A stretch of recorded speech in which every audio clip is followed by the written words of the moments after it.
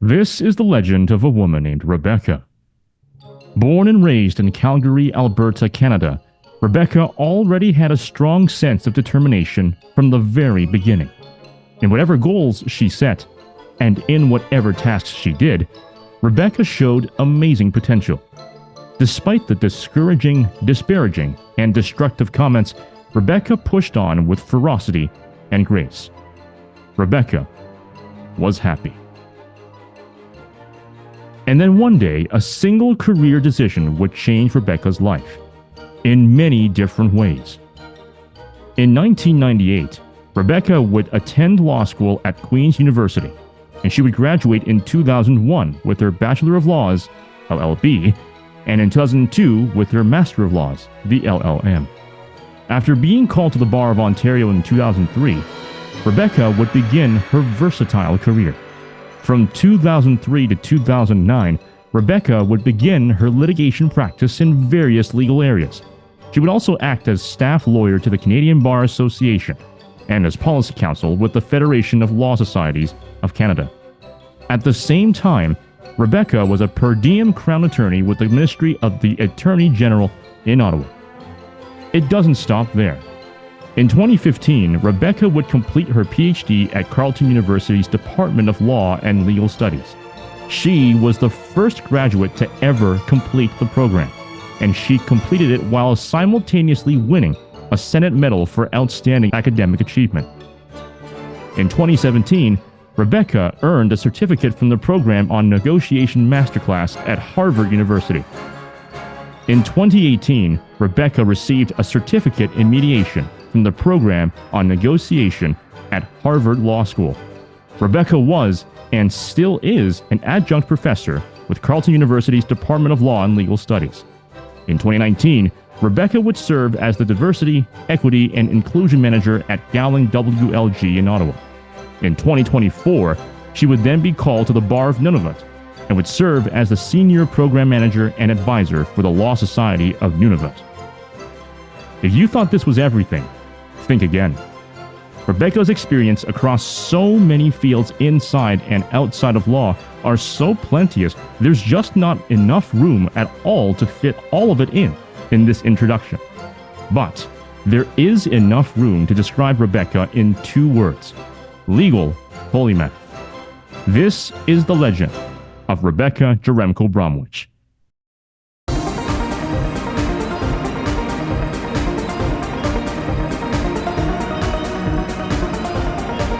Professor, thank you so much for coming on the show. Oh, thank you for having me. It's very nice to talk to you again, Amos. Yeah, for sure. And so let's start from the very, very beginning.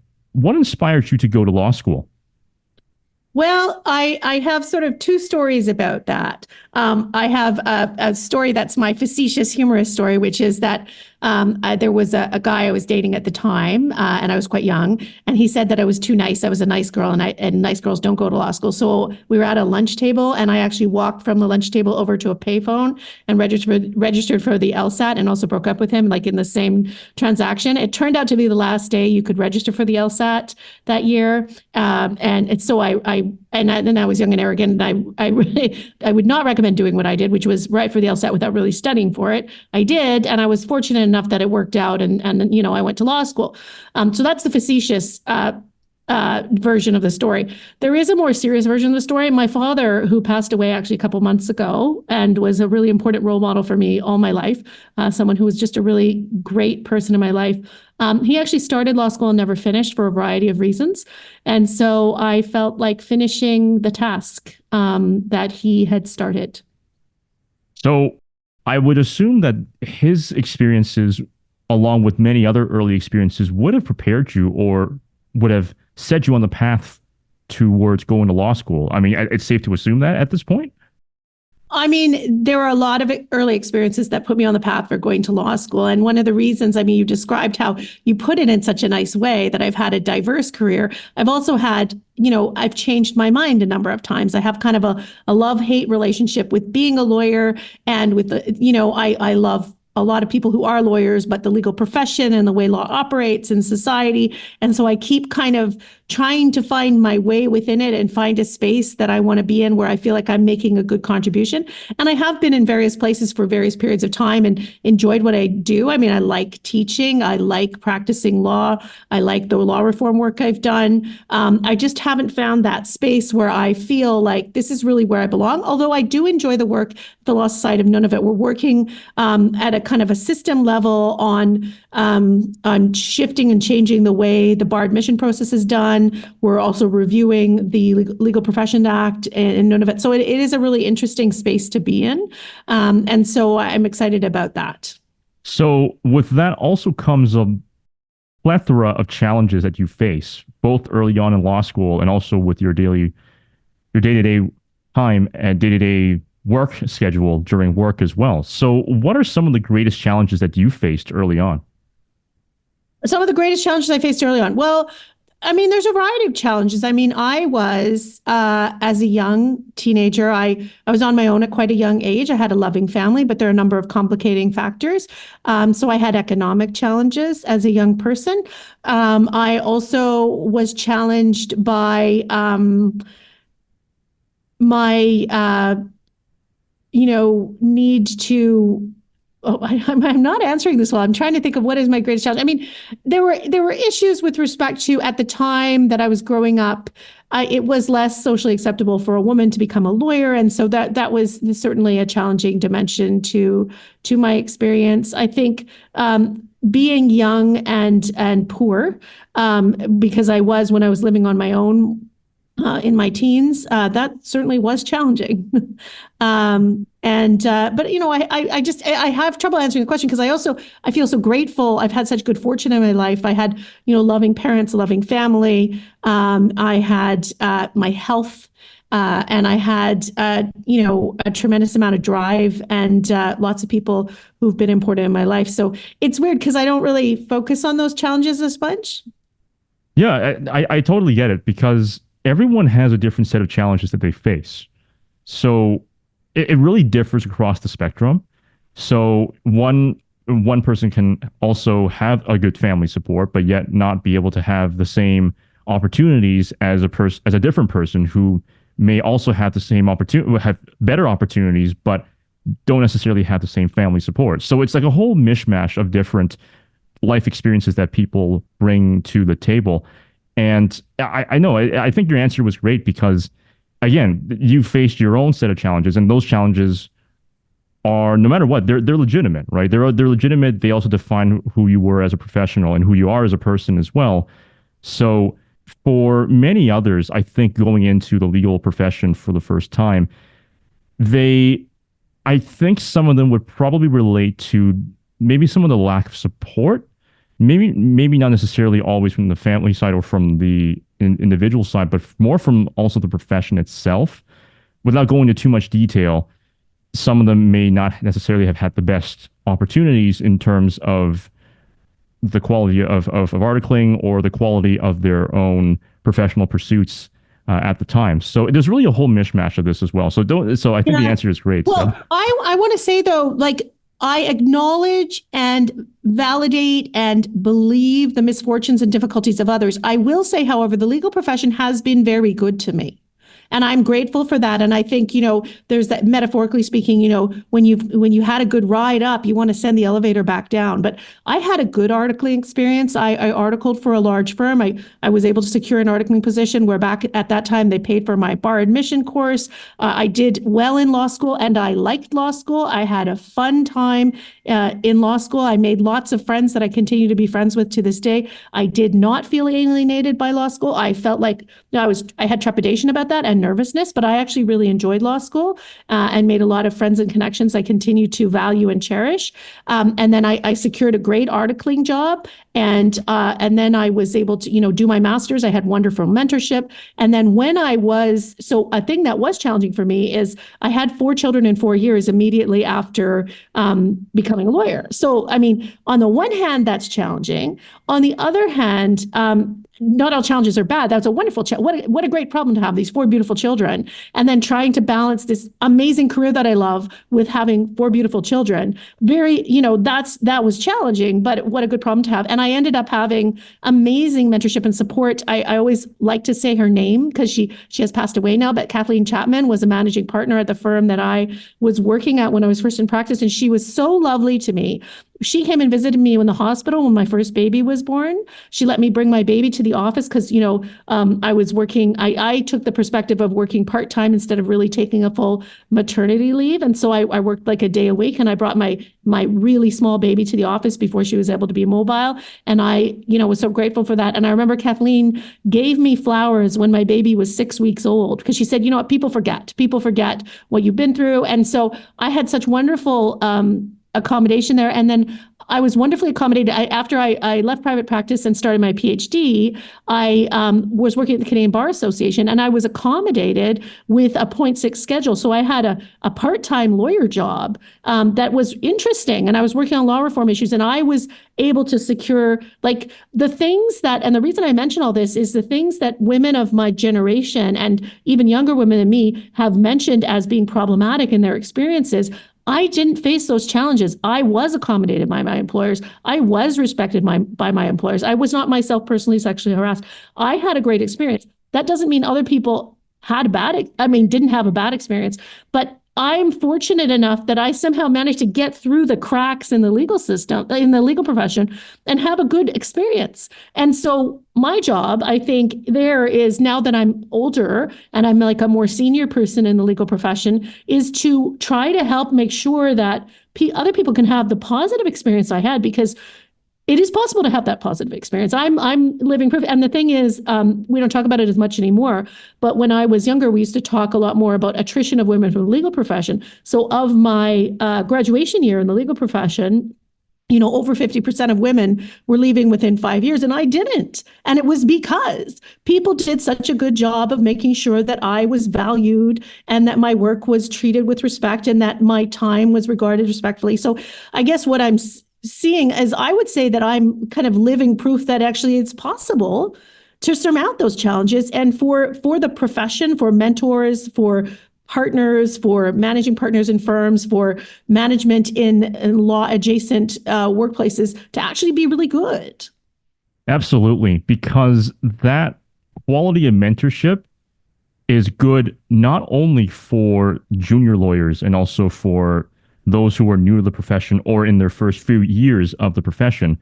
It's also good for clients as well, because when you invest in younger lawyers, in lawyers who are just joining the profession, you also invest in the future of the profession. It sounds a little bit grandiose to say it, but the reality is it does have an effect, because those junior lawyers, those younger lawyers, eventually will become senior lawyers if they stay in the profession, of course. But many of them do, but they will become senior lawyers.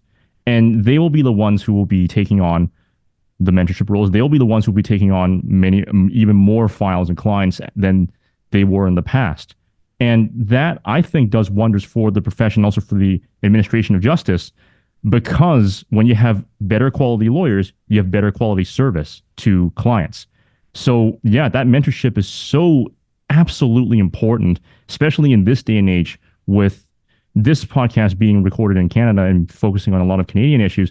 The Canadian legal system is not exactly in a good place right now because of a very complicated set of issues, but there's a heavy amount of backlog in the system as we speak, especially in the courts here in Ontario. So having good quality mentorship is absolutely important for not only helping junior lawyers and younger lawyers, but also fixing up the quality of the legal system as well.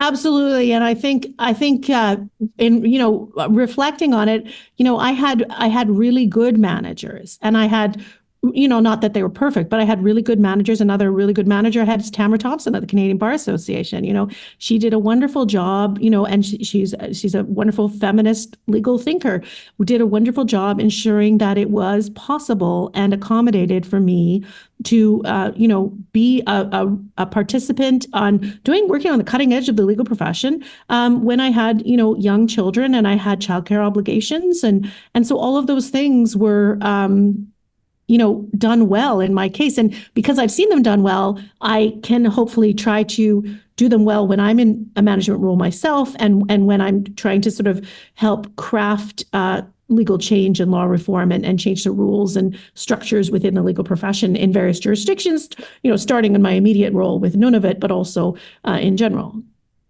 And you would also join the academic side of law as well, quite early on, relatively early on as well in your career. Actually, this was how we met. We met almost 10 years ago now, 2015. You were my criminal law prof during undergrad. And I remember taking your class and just remembering just how it was so well taught and so clear. And for me, I think it was the one time where I actually almost wrote a 100% paper for your class that eventually I ended up publishing with the Carleton Journal of Law and Legal Studies back in 2015, 2016 or so. But that's how we met in academia. So what inspires you to pursue the academic side of law? And what are the differences between the practical side of law and the academic side of law? Well, in terms of what led me to pursue academia is I always felt kind of unfinished, like when I got my law degree, because I had also thought about doing a PhD. I got a law degree. I was, as you can tell, a bit impulsive in writing the LSAT, going to law school. I'm like, I'm going to do it. I was, when I started law school, I was 21 years old, graduated, and then started practicing, at 24. So I'm, young doing this. And so when you say at 2015, when we met, I really thought you were a great student. And also that wasn't that early in my career because I was called to bar in 2003. So I've been around a while, right? So I was teaching at law schools. First time I started teaching was in 2005. It was January. I got a phone call because I had been working in the legal community in London, Ontario. I got a phone call because someone who was about to be teaching the next 2 days from then had a stroke. And they needed someone desperately last minute to take this man's class. And I had a 3-month-old.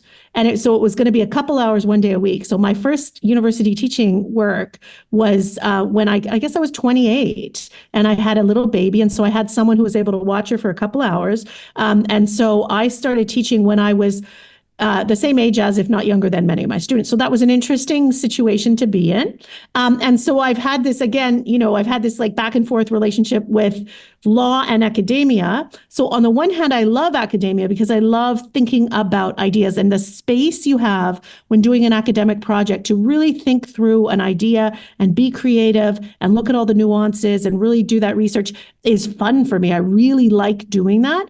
On the other hand, when I'm teaching, I love teaching because I like seeing students develop. And I'm very proud of students like you, Amos, who have done such great work. I think it's amazing. It's so gratifying, that to see that. It just feels really good. On the other hand, I also have this like tension inside where I want to be doing the work. Like I feel like I have a contribution to make. And when I'm teaching, I make that contribution in a different way, in a kind of indirect, secondary way. But I also want to be directly involved. Like I was in trial this year. I had very few matters go to trial, but I was in trial a couple months ago. And actually I really thought it was great that I had a chance to be in trial because I was the one actually doing the advocacy and the litigation, working in tandem with the other co-counsel and on the file. But so I like to be engaged with all those things, and because I'm hard to define, people don't always think that I'm competent in these different spaces. So I appreciate it. I love the legend of how I'm, somehow that makes that can be a strength, because it's not always received as a strength. It can be seen as like being a dabbler or a dilettante is another way of looking at it.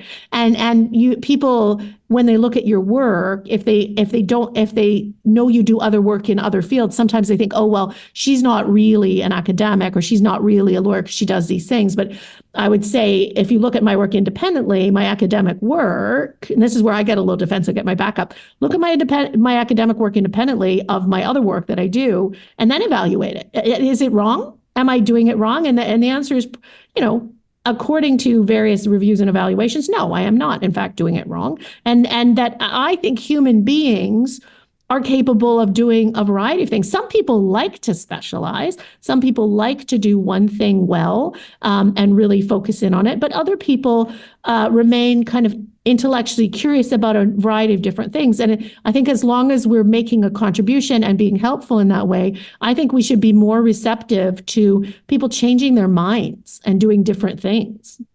Yeah, so many great points there. First of all, I want to say thank you so much for the kind words, and I really appreciate that. Second of all, you mentioning about your career and having done all these different things as being misinterpreted as something else, as something bad. I relate to that a lot because the old English saying always tends to be the case where, but not always, I shouldn't say always tends to be the case. There's an old saying where one could be the jack of all trades, but the master of none. But I so heavily disagree with that because why not be the master of all trades? That's a lifelong pursuit, of course, because everything takes a very long, I mean, not super long, but it does take a certain amount of time to get good at and let alone to master at. So, but that being said, it doesn't mean you shouldn't try to do that. Why not be the master of all different trades? A good example is Leonardo da Vinci. In fact, he's one of the reasons why we have the term Renaissance person or Renaissance man or polymath in that situation. He wasn't just an artist. He wasn't just a sculptor. He was also an inventor. He created some of the early designs for the first flying machines, hundreds of years before the Wright brothers discovered flight in the 1900s. And he was also a philosopher at some point. That's sort of the thing that I think nowadays people sort of forget. It's this notion of you have to specialize in one, maybe two things. If you do more than that, you're not going to be able to handle all the different nuances behind that, or you're not good enough at what you do. It's a very false kind of impression because especially nowadays, because of how complicated society is, you pretty much have to have a diverse set of skills and you have to be adaptable. So I totally relate to how you feel about pursuing different things and being misinterpreted as not being committed to that one thing or one or two things. That's how I feel sometimes. Like aside from being a lawyer, I'm also a sports announcer. I was also a classical pianist. In fact, long before I was even a sports announcer or a lawyer, I host this podcast. I MC. I do fitness. Maybe not like a bodybuilder or a fitness influencer or whatever, but I'm a fitness enthusiast. You know, I like to work out, I like to exercise, maybe a bit more than the average person. But that doesn't mean that I'm not the master of all trades. It could still mean that I can still pursue all these different things and pursue to become as best as I can possibly be and eventually master these things. Now, it will probably take decades because I have a lot of things. The quantity of projects are there, but that doesn't mean I shouldn't pursue it. If that can make you a more rounded person and a more competent and more knowledgeable person, why not do that? And that's why I wanted to feature you on this podcast, because I think your career is a great example of that. So there's so much I want to say in response to that. I think it's so fantastic that you continue to pursue a variety of different interests. So I think that's great. And I like pursuing a variety of different interests. I also allow myself the space to not be good at everything. So I would sort of, suggest, if we're going to work with the expression and the analogy, there's nothing really wrong with being a jack of a trade, though, right? Not everyone who works in a trade is a master. Jacks make contributions, right? Even if you're not the master, you might still be making a contribution to a field. You might, like in fitness, you don't necessarily have to be attending the Paris Olympics to enjoy working out. You don't necessarily have to be, the best at anything to enjoy doing that thing. And there's, in terms of human beings and sort of, I tend to take a very humanist approach to lots of things, including parenting, which sometimes goes awry. But I do think that I saw an expression of, if you like to sing, you should sing because it's something humans do. Like birds sing and birds sing. And they're not, as far as we know, critically evaluating each other's singing. Humans sing, humans draw, humans dance, humans play the piano, humans make music, humans are physical. Like in terms of your embodiment as a human being, there's absolutely no reason you shouldn't do a wide variety of things. Now, it might be true that maybe you and I have a similar wiring in one way, that we like doing a variety of different things. And some people are more focused and want to do, their wiring might, lead them into a more focused career. And I think that's fine. And I think that the contributions people make should be evaluated on their own merit. I think people it's convenient to be able to define someone really quickly, to say, well, that person is that thing. But I don't think a person should be devalued or delegitimized when they are able to do multiple things, or when they're interested in doing multiple things. And so, and when you look back, my career, I mean, I've done some things, different things, but I mean, I did start practicing law in 2003. It is now 2024. That's 21 years. So over a 21-year period, I've done different things. But for example, I worked at the Canadian Bar Association for 6 years. I worked at my original law firm for 7 years. Like, those are long periods of time. But within that, I pivoted, and I wrote a blog about it once, the idea of being a perennial. So, there's all that talk of generations that actually can be problematic because it can be ageist, right?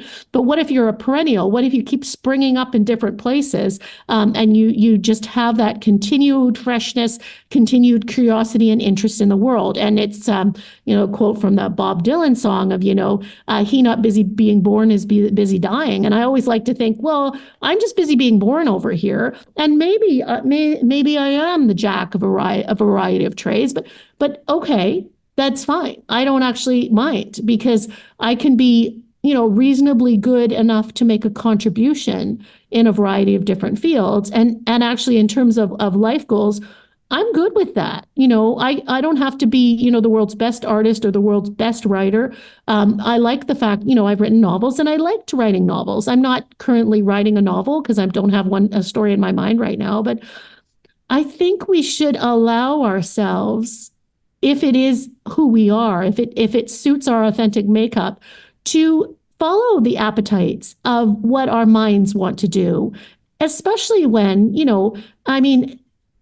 especially when there is some resonance there and there is some contribution being made. Yeah, the term working knowledge is such a good term, because you may not necessarily have expert knowledge, but you have working knowledge to keep up a good conversation while also providing a new perspective or a different perspective on things that contributes to the conversation. For me, recently, I actually shouldn't even say recently, it's not that recent, maybe for about several years, especially just before the pandemic, I've been getting a lot into philosophy, right? Learning about philosophy. For me, I realized that I think an important part of intellectual curiosity has to come down to philosophy at the end of the day. Whether if it's epistemological philosophy or if it's metaphysical philosophy, I think that is quite important for a person to really challenge their intellectualism and to challenge the limits of their own understanding.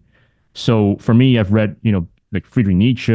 That's like the most common one. There's also Albert Camus. There's also Soren Kierkegaard. There's also Jean-Paul Sartre. There's also David Hume, Immanuel Kant. Are you kind of following existentialism? Is that kind of your interest in terms of philosophy? Like, do you have a particular field, like a particular school of thought that is that of interest? Because when you're talking about Sartre and Kierkegaard, existentialists, is that kind of... Yeah, so I follow more in line with Camus, with absurdism. So for me, I find that, at least for the way how I'm wired, absurdism is probably the most compatible existential or metaphysical philosophy, I should say, at least for myself, because, and for those who are not familiar with absurdism, basically it is the philosophy that the pursuit of meaning in life is irrational and absurd because there is no meaning, but you can also revolt against the meaninglessness of life in many different ways. And Camus uses the example of the myth of Sisyphus, the Greek myth, where Sisyphus is doomed for eternity to push a stone up a hill only for it to roll back down and to repeat the whole process. But the way how he says it is that we should interpret Sisyphus as happy in his process of doing that. That despite the eternity and the endless number of times that he pushes the stone up the hill and rolls back down, he enjoys the process of it. And that's essentially how we can live life, right? Life may not necessarily have intrinsic meaning, but the process of just being here is enlightening in many ways. You can choose to look at it in a positive way. Now, you can choose to look at it in a very negative way, but you have necessarily that freedom, so to speak. Although free will is a different discussion, and Camus doesn't engage in that conversation at all. But you have the ability to choose how to perceive your situation, your life, positively or negatively. You can revolt against the meaninglessness or the irrationality or the absurdity of the meaninglessness of life, essentially. So for me, I guess I'm more inclined towards absurdism. And I have been for a long time, to be honest. And that's maybe one reason why I've pursued so many different professional and hobby pursuits in my entire life. It's essentially that I'm revolting against the absurdity of the meaninglessness of life. But that's at least from how I'm wired. So, well, a couple things about that. I mean, in terms of absurdism, I mean, it makes me think of Simone de Beauvoir, who said, one cannot rest forever in the condition of the absurd. She accepts absurdism as being, a fundamental truth of the universe, that we cannot know meaning outside of ourselves. She's an existentialist, but in leaping to a set of values, it's in choosing to, while being Sisyphus, care about the effort, enjoy the effort, or be engaged in the effort. So it's really interesting to think about that. I wanted to say also, though, that all PhDs are doctorates in philosophy. Philosophy isn't something that is to be left to the philosophers as this like discrete group of people. Even the adage, I think, therefore I am. I mean, it's a fundamental condition of being a human being. If you look at, so I studied anthropology in my undergrad, right? And so I was fascinated by it. And I wanted to be Indiana Jones before I decided to become a lawyer, which is maybe why I have this like back and forth about the whole thing, right? Because what I really want to do is travel the world and learn about antiquities and explore, what's out there, and just be this kind of traveler. And so I kind of do that in a way, right? But I'm distracted by thinking about that because I really, really like that conceptualization. But when we do those things, when we look back into history and prehistory, how we know it's a human occupation in a cave, a modern human occupation in a cave, is there's art on the walls. There's art on the walls, and there are burials of people who have had medical treatments. They've been taken care of even though they're sick. So if you think about the ways we are human, the things that make us human, thinking and reflecting is one. So there's no need to apologize for an interest in philosophy. There's no need to say, oh no, I couldn't possibly be interested in philosophy. I couldn't possibly read philosophy, because I'm a lawyer. I mean, I think that is absurd, right? And the categories of what professional fields are and what work areas are made up, right? They are, from an epistemological perspective, if you look carefully at how do we know what we know, how do we construct these aspects, these categories. I mean, I tend to really enjoy Wittgenstein. I don't know if you've read him, but I would recommend, if you haven't really been reading Wittgenstein, a little bit more modern, not modern, but like later in history philosopher than Nietzsche. But he talking about how that's the idea of social constructivism, that so we made this stuff up. We made up what's a lawyer. We made up what's a doctor. We made up what's an academic. And who is to say? I mean, how liberating was it to be Da Vinci, who nobody was telling him, oh no, you couldn't possibly make a helicopter because, my dude, you're an artist. I mean, nobody's prohibiting him from engaging in human pursuits and following his line of inquiry and his mind is thinking. So I think, having a wild mind and just allowing your brain and allowing yourself to enjoy being alive. Because, if you, in true existentialist fashion, if we don't really know what's beyond this, you might as well have a good time. And if having a good time for you as a complex thinking human being involves reading philosophy, have a great time. Read a lot of it. Like really delve into those things and engage in these things. And we live in a society where people, spend so much time on a variety of other pursuits. I love the idea of new learning and new ideas as being part of, I think it's healthy. And not that we should sort of feel obliged to try new things. But on the other hand, it's really kind of helpful to try new things. It's always good, I think, at any time, and I'm not the first person to say this, but to be an expert at something because you feel good, right? And also you're delving further into that expertise. So be a teacher and be a learner, right? So I'm always, interested in learning new things I didn't already know. Yeah. And that's essentially what philosophy is about. I think anything has the potential to become a philosophy of its own sort. Anyone can be a philosopher. It's not, as you mentioned, it's not necessarily hardcore or hard lines into a specific sphere necessarily. I mean, for example, Socrates, one of the great philosophers in Greek history and Western philosophy, there were no universities back then. He received great education, but there were no universities yet. He was able to create some of the most important tenets of Western philosophy, especially with one of them being the Socratic method and whatnot, and also being a teacher of many other great philosophers at the same time. Second of all, for me, staying on the line of epistemological philosophy, I've found one of my favorite epistemologies is David Hume's problem of induction, where just because all A's have been B's in the past doesn't mean that the next set of A's will become B's, right? Because it doesn't, because there could be an accident that could happen. There are other variables that can change what would happen, where, and we see this all the time in law, right? Just because a court has decided 9 times in case precedent that it's done this way doesn't always necessarily mean that the next time they decide on this case, they will decide the exact same way. They could look at a different line of case law and say, actually, this is the better way of doing things because A, B, C, D, E, F, G.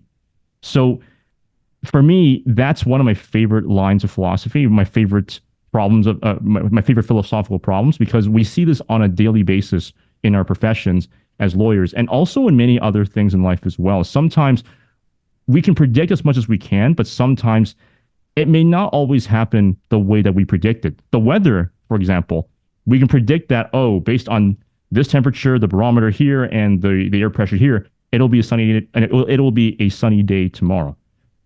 Well, tomorrow comes by and it's a rainy day. So I've always found that this one is one of my favorite philosophies here, and I'm rambling a little bit on this point, but that's just something that I absolutely love to talk about, because again, we see this every single day. I just wanted to come back because you mentioned Socrates, and I wanted to say something about Socrates because, you're saying that, Socrates developed the Socratic method. Well, he didn't really, though. I mean, he embodied it. He lived it. So the thing about Socrates is he just walked around being annoying. That's what he did. Like, that's actually what he did. He walked around being annoying, and he was ultimately killed by, the people of Athens for failing to worship the gods of the city because he questioned everything. So people actually killed him for the Socratic method. So he died for it. But it's interesting for me to think about, for me personally, think about Socrates being this annoying old guy wandering around a marketplace, asking people irritating questions, because that's actually what the Socratic method is. And what we do, I think, and it makes me think of the movie Shakespeare in Love, which is an old movie now, but it was an interesting attempt to portray Shakespeare the way Shakespeare would have been done in Shakespeare's day, right? Because what we do is we make it fancy. We gentrify things in retrospect. We look back and say, oh, well, Socrates was, he would have considered himself a philosopher, but he's mostly an annoying guy walking around the market, asking people irritating questions. And Plato's writing down, look at his irritating question. And so there's a lot more of an analogy between, the public square of social media and what Socrates was actually doing. I mean, anyway, I just think it's really interesting because one of the things we do, because, on the theme of being a jack of all trades or engaging in a variety of fields and over the course of your life doing a variety of different things, is we tend to make things fancy. So, well, you couldn't possibly, do legal work and write fiction because we're going to make legal work fancy such that only a certain, rarefied group of people can do it. And we're going to make fiction writing fancy. And so I do think that most people can actually do most things if they actually do the work. But I do want to underscore that I think it's necessary for people to do the work. I'm not saying that it would be appropriate for me to walk into a room full of, mechanical engineers and tell them how to do their job. Just because I'm intellectually curious, right? Just because I philosophized or whatever, that is not appropriate. I think, people can be learners at a variety of different fields, but I always, want to be entering a new field of any kind with appropriate humility and saying, I am a beginner, and acknowledging that I'm a beginner, and not trying to sort of, I don't want to, lawyer-splain people's work to them. And I think it's important to just think about that, because Margaret Atwood, people used to say to her, doctors, for example, would say, hey, when I retire, I think I might write a novel. And she's like, yeah, well, when I retire, I think I might do surgery, right? Because there is actually something to it. There's a set of skills. And it's just like, you play classical piano. There is a set of skills that you learned over a long period of time.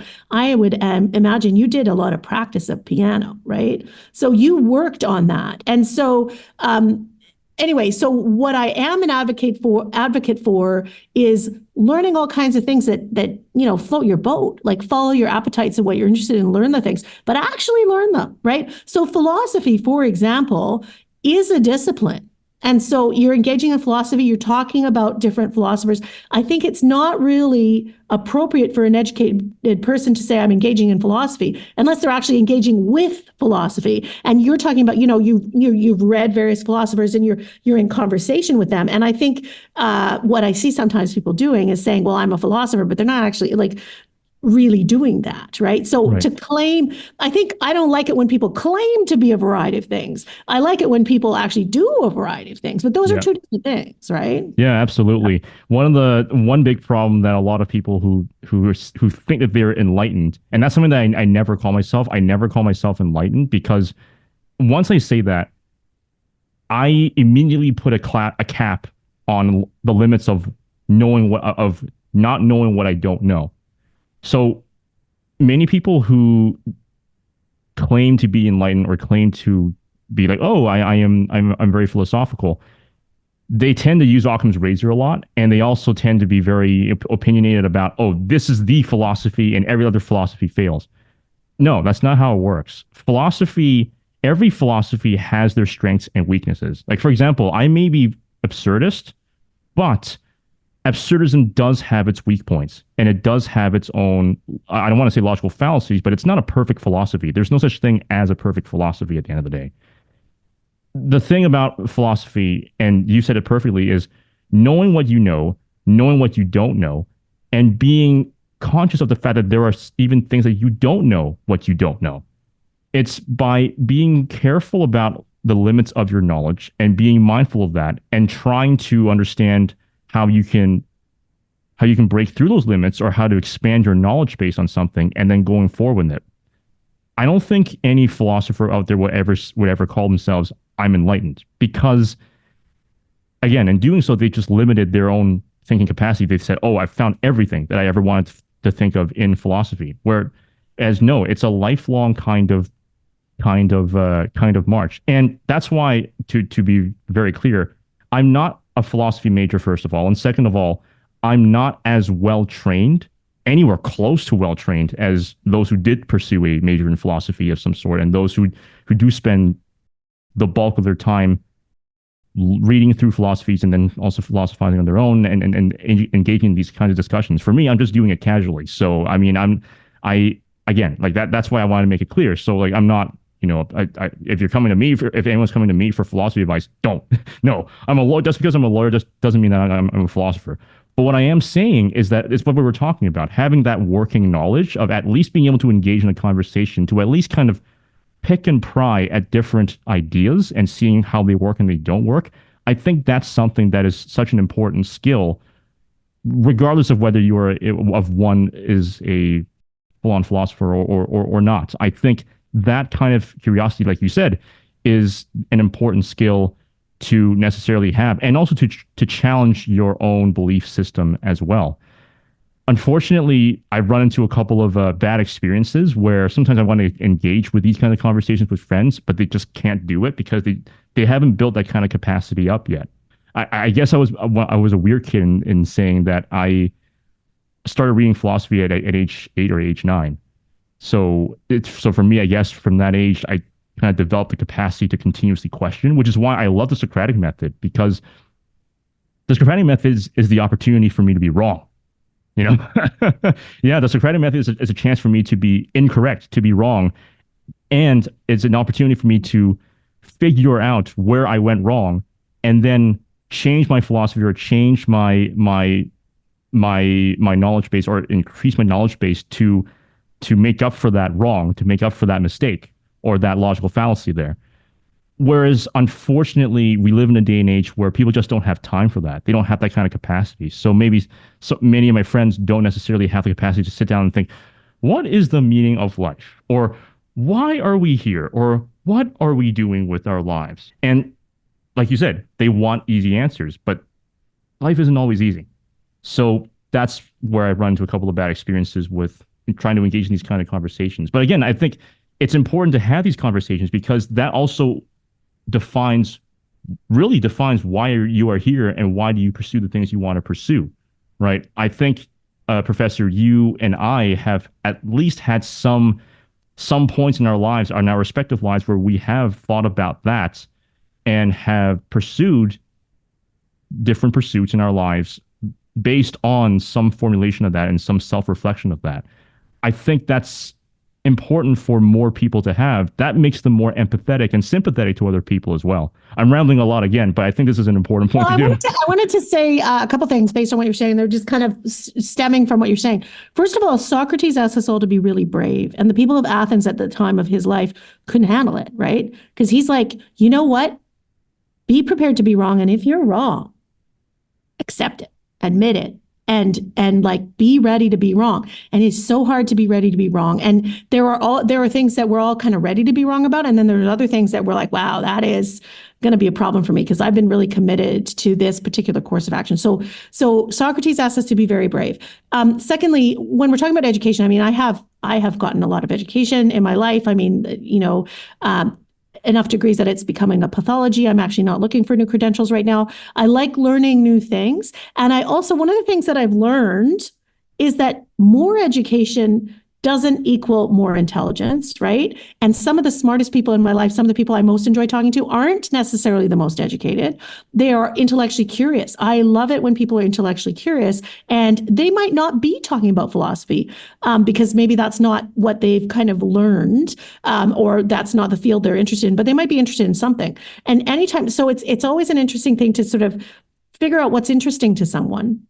And then, follow that trail and be like, well, why? Why is that interesting? And almost inevitably, it starts to become interesting what they're talking about because you see how it comes alive. And, when I was doing law reform work, I had to work with the charities law section. And I thought it was incredibly boring until they were working on something to do with preserving art. And then I got really interested in it because I'm like, oh, I care about art. And so it's finding that interesting piece in what people are doing is always crucial. So I don't know. I don't talk about philosophy a lot these days. I mean, I like to read philosophy. I did basically a minor in philosophy in my undergrad, and I also really enjoyed the best modern discussion of philosophy, and I don't mean modern in this sort of sense. The best contemporary discussion of philosophy I've seen has been in The Good Place. I don't know if you've seen that, but it is some funny stuff, and it is a really good discussion of moral philosophy in that. So I recommend that show.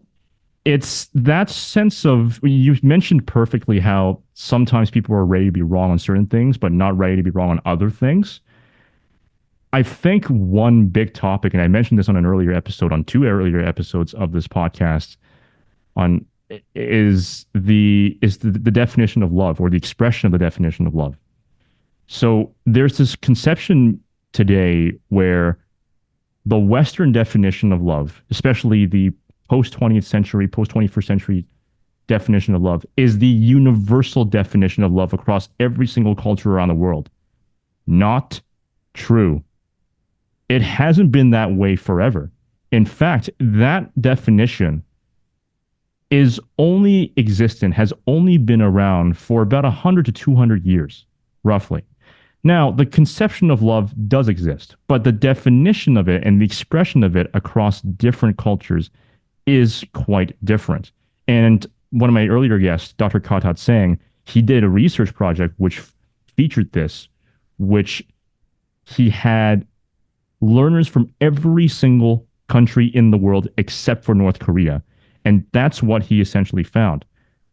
For example, in the Western definition of love, especially nowadays, it's romance, affection, it's the feeling. It focuses a lot on the feeling. In Chinese culture, we focus way more on the duties, the responsibilities, the loyalty, the integrity. Who are you to the other person? Who is the other person to you? And what are you both willing to do for each other? It's a very role-based society. So that definition clashes. It often clashes. And why is this important? Well, especially if you are a first generation or second generation Asian Canadian, I'll speak from the Chinese perspective, from the ethnic Chinese perspective. If you were raised in a very traditional Chinese environment, such as myself, the definitions of love that I was raised in are quite different from what most Canadians are raised with. So for me, especially, it was quite jarring to watch a lot of these Hollywood movies where suddenly two people just love at first sight, or this growing kind of attraction, and then all of a sudden you get into a relationship right off the bat. And the extent to which a lot of these Hollywood movies would push this is insane. Honestly, it makes for horrible writing sometimes. For me, it's there's not very much focus on the attraction. It's more on who am I to them, who are they to me. That clashes with a lot of Canadians. That clashes with a lot of the North American concepts of love. And that's just one of many different examples. There's also other non-Western, non-Chinese examples that are different from the Western definition and have their own set of norms. But people aren't ready to be wrong on that point. If you were to have that conversation with many Canadians and Americans nowadays, such as I have in the past, they get angry and they would even cut off a friendship because they are not ready to be wrong on that point. They are ready to die on that hill when they don't even realize that what they know is just the tip of the iceberg and is not the universal definition. That's one pretty lighthearted example. Another good example, which is a lot darker but a lot more serious, is the issue of nuclear warfare. And why do I say this? Because there's this increasing notion in Hollywood media and really in a lot of media in Western media around the world, where somehow society will survive and kind of refocus. Like, for example, Fallout. Like the new Fallout TV series that's actually based off of a video game, but basically, essentially, a nuclear war happens and then a brand new society comes out and then somehow they're thriving, but not necessarily to the same extent as in the past. There's a lot of tragedy, of course, but they still have a burgeoning society, albeit in a different way. When in reality, when a nuclear war happens, there's a big chance humanity might go extinct. It's not a laughing matter. A good movie, actually, is Threads. I'm not sure if you heard of the movie Threads. It was released in 1984 by the BBC. And it's one of my top 5 movies of all time because of how honest it is. It's a horror movie that's not a horror movie because it is based on very heavy research, scientific and social research from different scientists, atomic physicists, and different experts in different areas, medicine as well, on how how humans would react to the aftermath of a nuclear weapon exchange. The answer, not very good. In fact, humans would be sent back to prehistoric ages, quite literally, where their sense of language is gone, their sense of kinship is gone, their sense of society and their sense of humanity is essentially stripped away by a single nuclear exchange. I can tell you one thing, most people would not be ready to watch that movie nowadays. Even back then when it was released, it was a very difficult movie to watch. It's an award-winning movie. It won 4 BAFTA awards and was nominated for 7 BAFTA awards. But it is perhaps the most difficult movie I think anyone would watch. Not because of the honesty of it, but because it could still happen today. And it could still happen for as long as human societies still have nuclear weapons. So I've gone through probably about a good 5 minutes talking about different challenging topics of how someone may not be ready to be challenged on their point. But having these kinds of conversations, I think, is important because, again, it broadens a person's knowledge base and it broadens their sense of how the world is being run and also what they mean to the people around them. you can't be mechanical. You have to, I mean, as a human being, you still have feelings and emotions, but at the same time, you also have to understand where you stand in terms of the grand scheme of the human species and everything else that's happening around you. I think these are very, very difficult questions, among many others.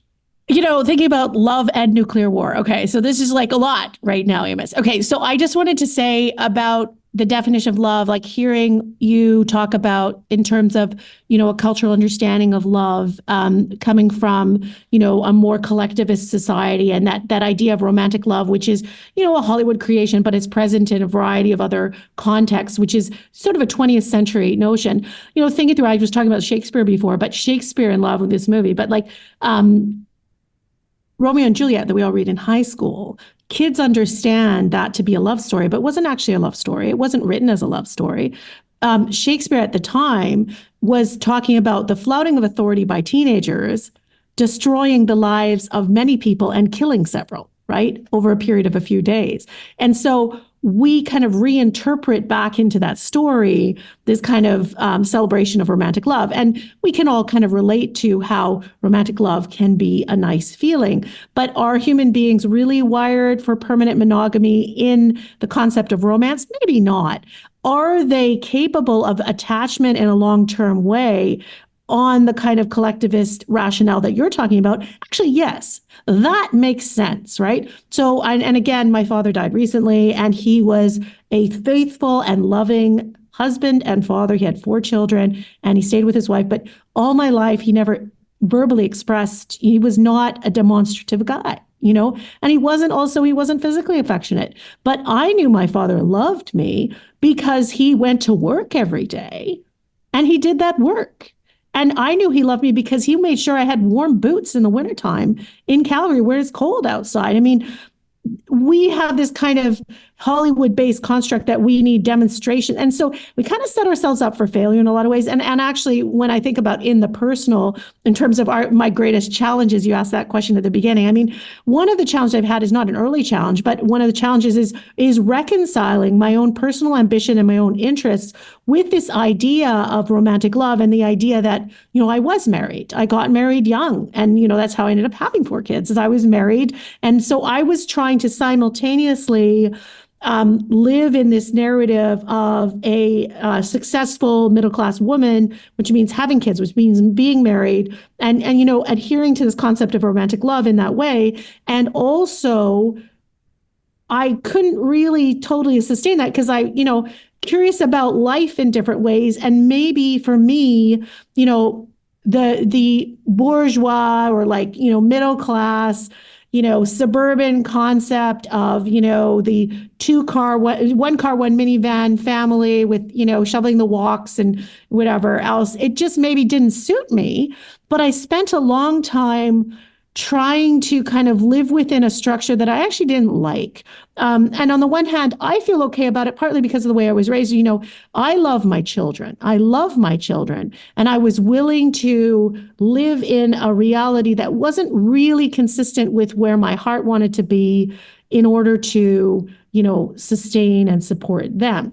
But I do think so. This concept of romantic love that we see in the movies, it can be really destructive to people on the one hand. On the other hand, part of being human is feeling all the feelings that we have, and being attached and forming attachments are part of being human. I think where we get in trouble, and I'm still not totally ready to pull away from it, but where we get in trouble is this assumption that those commitments have to be lifelong in order to have value, right? Because it might be that, a much healthier way of looking at life is looking at the connections and, the commitments we have in the moment, and being more in the moment, and being less concerned about making commitments for, the long term romantically, and thinking about what are the things we can commit to long term. Because fundamentally, marriage, so statistically speaking, because I've studied matrimonial divorce law, I practiced, family law for a while. I actually hate practicing family law. I refuse. I would rather do. Same here. Sorry to interrupt. I did 1 year of family law. I'm like, nope. I would rather eat a pound of my own vomit than practice family law. I don't want to do it. I have so much respect for people who practice family law. I will research family law, but here's 2 fun facts that you're going to know because you practice family law. One, marriage as a solidification of romantic love doesn't work. That isn't how humans are. Humans are not like that. And if we admit that, if we agree to that, oh my goodness, what a different world we could live in, you know. However, so there's that is true. Human beings, there may be, though, some relationships that are enduring and that we may have attachments. Like it is possible. Like when I think of, you know, Katharine Hepburn, you know, I actually think she had a real relationship with Spencer Tracy. They truly loved each other. That was enduring through the course of their lives. When you look at like different people, but those are outlier kinds of things. So, matrimony as this like regulatory status of romantic love, that's just not, you know, accurate. But people who are successfully married in long-term marriages realize it shifts into something else and it becomes a companionate kind of thing. So, but the divorce rate shows that just doesn't work. However, marriages do work. They are the best way in terms of, and not because they're a legal marriage, but the more stable the conditions are for children to be raised in, the better things are. So if we were to be, and you know, if from a North American's perspective, it sounds cynical, but from what I understand from what you're saying, from a Chinese cultural ethnic perspective, saying, well, the marriage isn't really about love at all. I mean, Shakespeare knew that when he wrote Romeo and Juliet. Marriage is not actually about love. Marriage is about stability. It's about uniting families. It's an economic status, as opposed to really being about how people feel about one another. And if we were able to understand that as a society, we might actually have fewer divorces, right? But, you know, to be honest, that has been one of the hardest things for me to accept in life. And I held on to a marriage much longer than I should have because I refused to accept that actually the reality, the truth of the matter is that, you know, that's the truth. Okay. Having said that, I actually profoundly respect people who make it work, stick together, and they understand, like my parents did, that that's really about something else. You know, that it isn't about how you feel today, whether you're catching the vibe of how into the other person you are. It isn't, that's not what a long-term successful marriage is about. And actually, if you talk to people who've been married, you know, 40, 50 years, they all know that. Yes. So that fiction, that Hollywood fiction, is, you know, everyone kind of knows that it's a fiction. But, you know, the thing is, like, I wanted to believe in Santa Claus so badly. Like, until I was 9, I believed in Santa. And then when my mother actually told me I'm 9, she's like, you know, it's starting to be embarrassing, sweetie. Like, Santa's not real, okay? And I'm like, no. It might not be really the way they say, but there's a consortium of old men. And I had a whole theory. I was like, no, Santa's real, Mom. Santa is real. And that's kind of how my marriage went too. It's like, no, this is not working out. You know, this is not what it purports to be. There's a lot going on here that's not good. But I was like, no, I'm going to make it work. I'm going to make it work. So where do I, you know, go from there is, you know, conceptualizing love. I think it is more constructive to, you know, and it is not just, you know, Chinese ethnic belief that love isn't a feeling. Like I said, like my own family of origin as well. Like, you know, my dad said the same thing. You know, it's not a feeling. It's not about how I feel. It's about, and there's nothing wrong with feelings. Also, feelings are very important. But commitment and devotion are choices. You wake up in the morning. It's not because you're lucky. It's not because it's not because you feel like being married that day. You are, you know, like, and so if we were to understand that in a different way, we would just, you know, pattern our lives a little differently. I think the reason we're having you know, that's a broad pronouncement, but we have so much social chaos in the context of family law because people don't get it, you know, and it's not like I'm super enlightened. It's just that I'm damaged at this point. Vicarious trauma of having practiced family law long enough, practiced criminal law long enough to see these things go fundamentally awry and think, wow. And as a mother, you know, seeing my own kids enter into relationships, it's possible that they might last. But I think, you know, to really think about, you know, commitment and responsibility in a different way. And it doesn't start with, you know, whether you have butterflies in your stomach today. You know, you have a child with somebody. I don't care if you have butterflies. You know, you've got a child, you know, and you don't have to, you know, be together, but you're going to have to take care of that child in some way, whether it's financially or otherwise. Absolutely. You said it perfectly and beautifully. And for me, I feel vindicated because at least in my cohort, in my generation, I feel like I'm alone in thinking that. going back to what you were talking about, first of all, your own relationship with your dad, and also with your family, with your parents, that in terms of he never was really expressive of saying I love you, but he did the things that showed that he loved you. That is the typical experience of most Chinese families. Most Chinese families. And because, especially here in the West, in Canada and the US, in many Chinese Canadian, Chinese American families, many kids who don't necessarily have the understanding yet of love not necessarily having to be openly expressive, but implicitly expressive, because they're constantly exposed to the Hollywood Western media norms of, oh, love has to be expressive. They have the wrong impression of saying, oh, my family doesn't love me because they never said so. No, the fact that they actually provided and protected you from so many different problems and many potential problems in your life, that is love. Secondly, in the Chinese definition of love, we don't really define it as gain. We actually define it as loss and sacrifice. In other words, when you love someone, what are you willing to give up? What are you willing to sacrifice for that person? In a marriage, typically that means, oh, you're sacrificing a lot of time, a lot of energy to make sure that you're able to provide for the relationship. But if you also have kids and you're married, you also provide for the family at the end of the day. Back in the old days, this was even more extreme, because in many areas among the Chinese peasantry, if you didn't have this kind of mindset, you died. You would starve. Because I make this point to some of my friends, and it shocks some of them, but actually it was better to be a European peasant than to be a Chinese peasant. Because at least with a European peasant, you still had some grains to eat. In Chinese peasantry, not even that. You would have literally nothing to eat at times. So you really had to pull together your resources. Nowadays, we don't have to face necessarily that same level of shortage, despite the extremely expensive cost of living, especially here in Canada.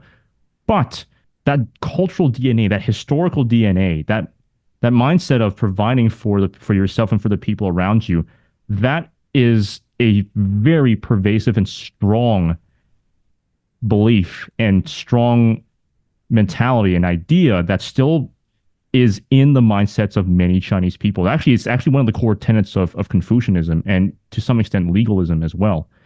So it's funny, because whenever I talk with a lot of my friends, especially those who are from a Western background, they just don't get it. They just don't get it. And many of these people would be in law school too, so you would expect that they would probably be a bit more open to different ideas and challenging ideas, but they just don't get it, because I think I realized why.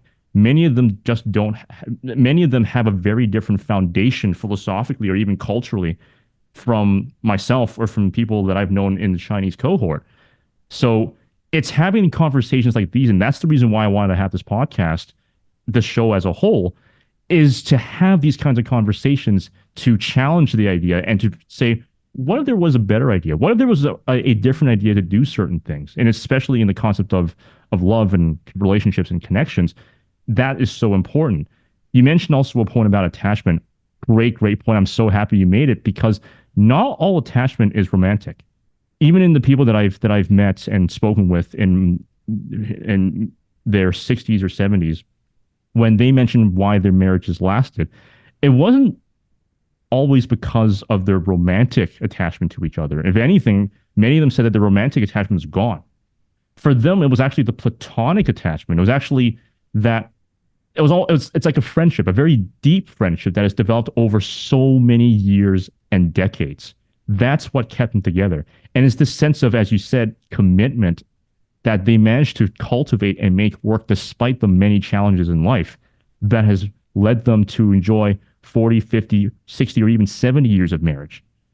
So this sort of thinking, I think, was more prevalent back before the 1960s, at least in the Western world, but has sort of fallen off a lot in recent decades, mostly because of Western mass media, but now especially because of social media, which is a whole different beast altogether, where people are now posting their relationships oftentimes for money. Jennifer Lopez and Ben Affleck just recently like had an explosive breakup that's related to that. I mean, she was posting their intimate personal stuff, right? Yeah. Yeah. Yeah, it's strange where now relationships, especially in the Western world, now have to be performative. They have to be, you have to one up other people and say, oh, my relationship is the perfect relationship where it is better than your relationship or your relationship. And it's weird because a relationship shouldn't be performative, at least from what I've seen. So yeah, here's a fun fact from my, personal life is my marriage became more performative on social media the worse it got. And so be cautious how you interpret that, right? The other thing too is we don't have to do anything, right? We don't have to have performative relationships on social media. We don't have to post anything. We could just not. And it's really liberating and actually really fun to sort of not tell the algorithm stuff. Like it's just really fun to not tell the algorithm. I actually really like it. Yeah.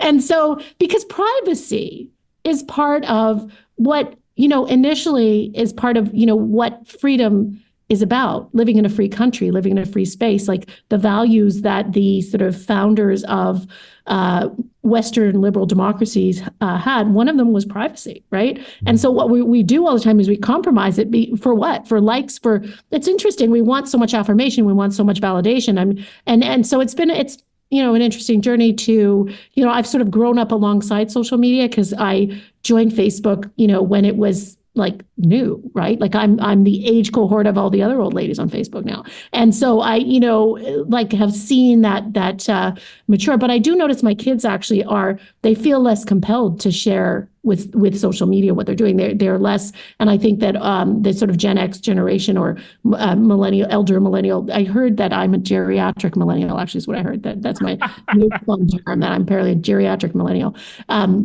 Whatever. We really did overshare and have overshared, but you don't have to. You don't have to share anything with social media. You don't have to put anything out there. And it's actually lovely to not. Isn't it fun to not? The people talk about the fear of missing out, the FOMO, but what about, have you heard the acronym JOMO, the joy of missing out, right? Read a philosophy book, get off social media. Not that you can't, having said that, I don't like to be ideological about social media or about media in general, because there's probably someone out there who's collecting a ton of really interesting absurdist quotes, and they probably have a Facebook page or an Instagram, feed or something on Twitter. And so I actually kind of like social media because it's really interesting. It's a really interesting space to be, if you're intellectually curious, which is kind of where we started. I'm like, oh my God, the Library of Alexandria is at my fingertips all the time. Oh my God, isn't this wonderful? And so I think we don't have to, be like on social media fasts or like think that it's bad somehow. It's really kind of what you put into it is going to be what you get out of it. How you feel about it is how you're going to, and we're maybe not that different in technologically mediated spaces from the way we are in person either, right? So anyway, it's just sort of I feel like we've had lots of fragmented different thoughts, but in terms of, I think one of the things you could do, I was just having a conversation about ageism in my class, is if you talk to more old people, because I'm getting to be one of the older people, then you will hear more stuff that's resonant with what you're saying. We've just learned it the hard way. I mean, you grew up with a cultural kind of understanding and expectation that, what is lasting in a family are these values of, being, devoted, faithful, taking responsibility, sacrifice. We learn that. I think we all kind of ultimately learn that in different ways, right? But I think that, there's something to be said for a cultural tradition that's 5,000 years old. They might know a couple things, right? Not that any tradition is perfect, not that anybody knows everything, but I feel like that's sort of tried and true. It's like when I remember my mother telling me something and she was right. And it's really annoying, right? But it's because she's had more life experience. And so I think one of the things we do as a society is we unduly magnify, the pronouncements of youthful celebrities, for example, and we don't pay enough attention to what people who are older than us say. And so elderly people, I think, of any culture are gonna tell you similar things about why marriages work, or when family forms are stable, and they will actually tell you, similar things. Yeah. And I think it was, it's not Dostoevsky, but the other Russian author that name is I'm blanking on, but the idea that all happy families are the same, right? So there are some fundamental truths about the human experience, right? Fundamental truth about the human experience is that human beings like to make art.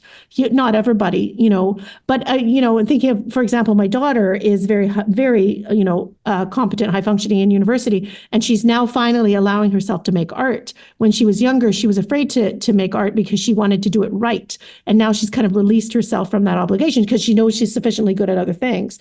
So, the idea of being a jack at some trades and a master of one, maybe that's good, You brought up the point of getting advice from earlier generations. This is one of the reasons why, back when I was still hosting the law school show, Yep. I had people such as Prime Minister Paul Martin on the show. And it's because even from a professional perspective, even from a career perspective, there are so many lessons that are timeless. The more things change, the more they stay the same.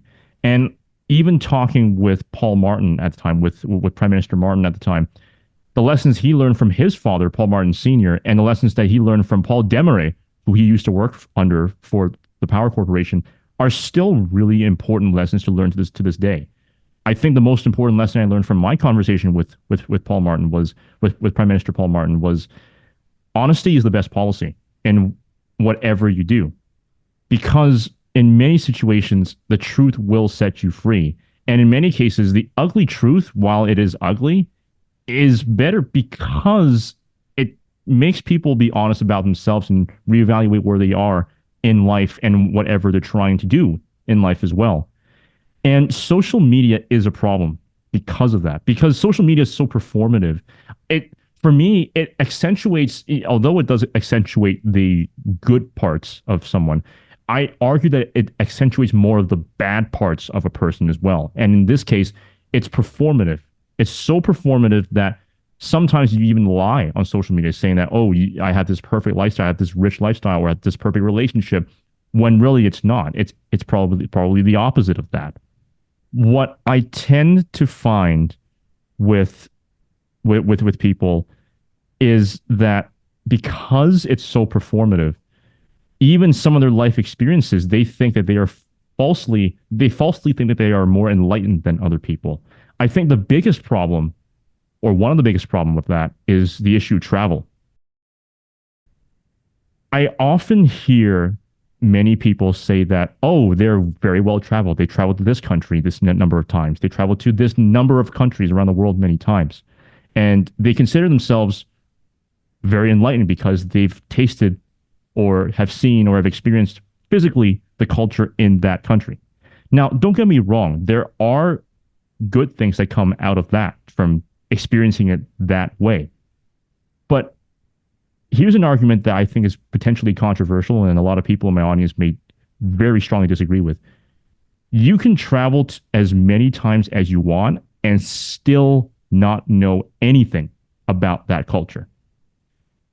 For example, I have two examples, actually. So there's one friend of mine who travels constantly to Asian countries. And she has a very deep interest in learning about Asian cultures there. Now, she has learned a lot about the cuisine, maybe in Japan or in China or whatever. Now, maybe she does have knowledge in there. But frankly, when it comes to philosophical traditions, she has very little idea about that. And when it comes to the cultural nuances, she has no idea about that. Now, for context, she's of a Western descent, right? So she's not from a culture that is similar to Chinese or Japanese or Korean culture. Because of that, despite having traveled there a number of times, and despite having traveled a lot in general, she still is oblivious to how different and how many nuances are in those cultures. Because again, she didn't grow up in that culture. She wasn't born to that culture. There's another example where there's another person, also of Western descent, who traveled to China once, only once. She managed to understand, because she was going there for a different kind of approach. She was trying to understand the deep philosophical sides of the culture. Now, again, it's a different side of the culture, but she understood very quickly the nuances between Chinese thinking, day-to-day thinking that is, and Canadian thinking. She said she came home talking with her parents saying, oh my goodness, in China and also in many of the other Chinese diasporic areas, it's not a shine culture, it's a survival culture. Whereas here in Canada and the US, we try to shine, we try to, stand out from the rest of the crowd. But in China, it's very different from that regard. So right off the bat, she got the sense that people here live in a very different way than we do because they associate with people in a very different way from a very core perspective as a human being than we do, or that Westerners do. So she got that. So it's not the number of times that people travel to a place or travel to any other place that determines how enlightened they are. It's really, what are you looking for in that kind of travel? If you're only looking for a specific set of experiences, like maybe fancy food, fancy hotels, fancy places, great looking places, yeah, sure, you may be knowledgeable in that area, but you may not necessarily be knowledgeable in other areas. And if you're traveling that much, I would argue that you don't really have enough time to sit down at home and to think through your own thoughts too, to reflect and self-reflect on some of the deeper thoughts that you have, which was where philosophy can come into play, which is where other non-philosophical but also deep social sciences also come into play as well. Not necessarily have to be academic, but again, your introspection is going to be less because you're traveling everywhere all the time. You don't have time to really sit down and go through that in a very genuine way. And unfortunately, social media discourages introspection and encourages overt expressions of, look what I did here, look what I did there, look how many things that I did here. So again, this is a controversial opinion. I think a lot of people will have some very strong responses to that. Maybe I could probably picture a couple of bad comments in the comment section if you're watching the YouTube version, but I think it's an important point to bring forward. Yeah, you can do, most things and not really learn that much, right? You actually can travel the world and stay at a Sheraton in every city, pretty much every major city in the world. They look pretty much the same, right? Or you can try the cuisine in various places, but I hear what you're saying. There has to be a kind of openness and a realization that I think when I have been successfully able to learn new things. So when I started my PhD, I actually struggled with it because I had been a lawyer, I'd worked as a lawyer and an advocate for a number of years. And in order to be an academic, I had to back away from being an advocate and try to ask questions rather than persuade. It's a different orientation, it's a different perspective. I had to be open to the possibility that I didn't already know the answer. And I wasn't just trying to persuade, I was actually trying to learn new things. And what I have found useful in learning new things is having humility about the fact that I don't know, right? And so just because I've had dim sum doesn't mean I understand Chinese culture, right? And so I think that being aware of that and having humility about that is actually the first step to learning anything, is to know that we don't know. And even, going back to Socrates, right? His adage is, I know that I know nothing. And as soon as you know nothing, as soon as you know the limits of your knowledge, then you're actually able to learn more, right? Because as soon as you think you know, you're not listening.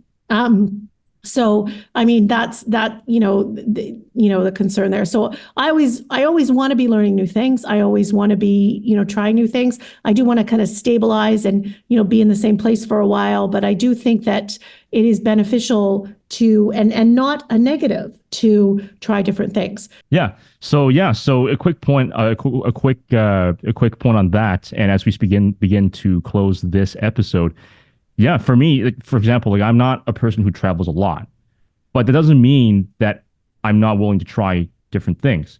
I know what I don't know by not going to traveling to specific spots in the world, right? But that's the different thing from those who may travel, who think they know a lot more than a person who hasn't traveled, but they don't even know what they don't know.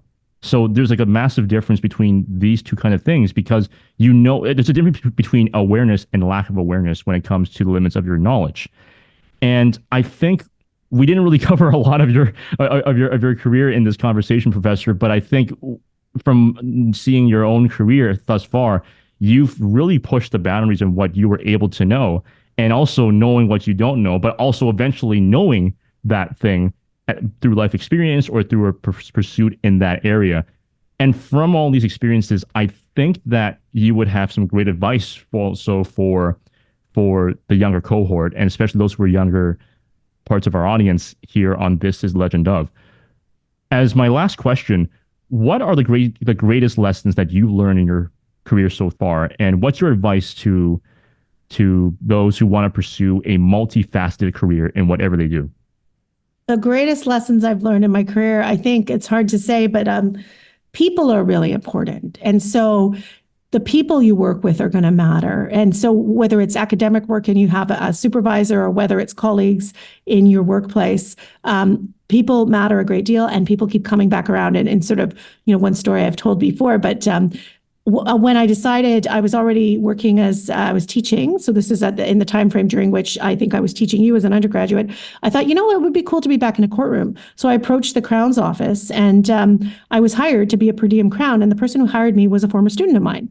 And it was really interesting because the tables had flipped completely, and they were the authority, and they gave me some training. And that's a really important thing to remember in a profession, that those things can turn around. And so power and authority should never be abused because it's transitory. So always be respectful. Karma, is a real thing. And if you're kind and respectful and have integrity, that will follow you. And it's not, people talk about your reputation as a lawyer. I don't like talking about it as your reputation. I like talking about your character, deeper than your reputation, deeper than your persona. Your character is going to follow you, and it's going to build your life more than anything else. So that is also my advice, is that your character is going to be what builds your life, right?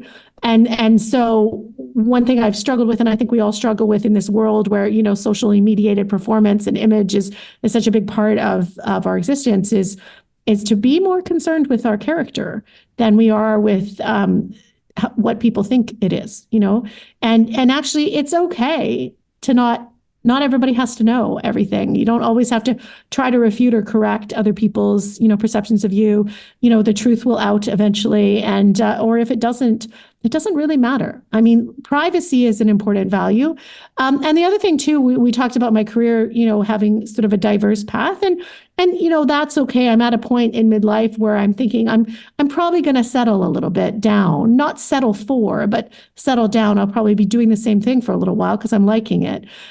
But keep being restless if that's how you feel, right? Keep being restless. If you're not genuinely and authentically happy where you are, it's going to bug you, and it's going to come out in weird ways. And so I think that it is possible to have happiness, fulfillment, and contentment. A lot of lawyers, the studies show a lot of lawyers are unhappy. I am not unhappy.